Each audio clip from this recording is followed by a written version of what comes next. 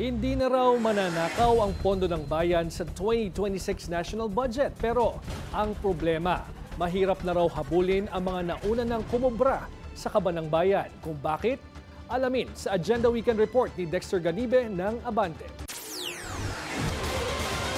Tiniyak ni House Deputy Speaker Janet Garin na hindi mauulit sa 2026 ang nangyaring paglapastangan sa 2025 budget. Sa panayam ng Politico Nightly, sinabi ng kinatawan ng unang distrito ng Iloilo na ang budget sa susunod na taon ay bunga ng sigaw ng taumbayan kontra korupsyon. Kami ay naniniwala, no, at nakikinig na talagang nagkaroon ng pagkakamali. And nakikita natin yung reforms. No? We assure the public that we will walk the talk. At makikita naman yan sa 2026 budget kapag ipinasa. In fact, ngayon meron na tayong partial. Nakikita kung saan dinadala yung mga programa.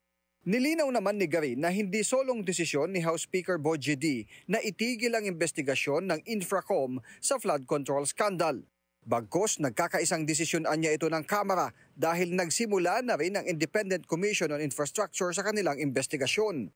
Sa sitwasyong ganito, pwede kasing yung may sala ay pwedeng humanap ng ibang paraan para kunin ang simpatiya ng tao. Yung mga walang sala naman na hindi naman makaka-afford ng kanilang mga publicity stunt ay pwedeng itulak, no? At maging diversion ng mga investigasyon. So it's really best to have it in the proper forum, which is the ICI, devoid of any interest, devoid of any politicking, na ang tinutumbok lang talaga ay ang katotohanan and accountability ng mga dapat managot.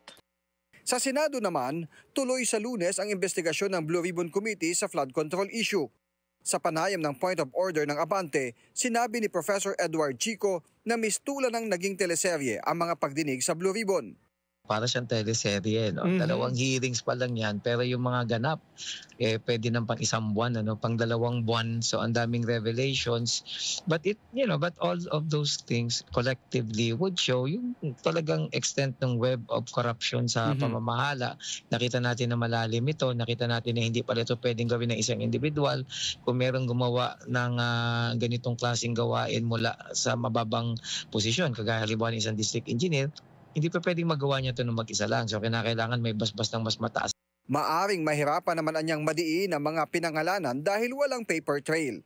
Pero malinaw anya na ang iskandalo ay dahil sa impluwensya ng mga nasa kapangyarihan.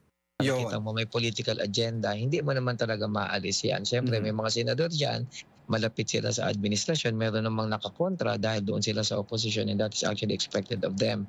At kaya kung titignan mo, yung pagsusuri, yung pagtanggap ng mga ebidensya, depende doon sa kanilang political leaning na tinatawag. Para sa Agenda Weekend, Dexter Ganibe, Abante.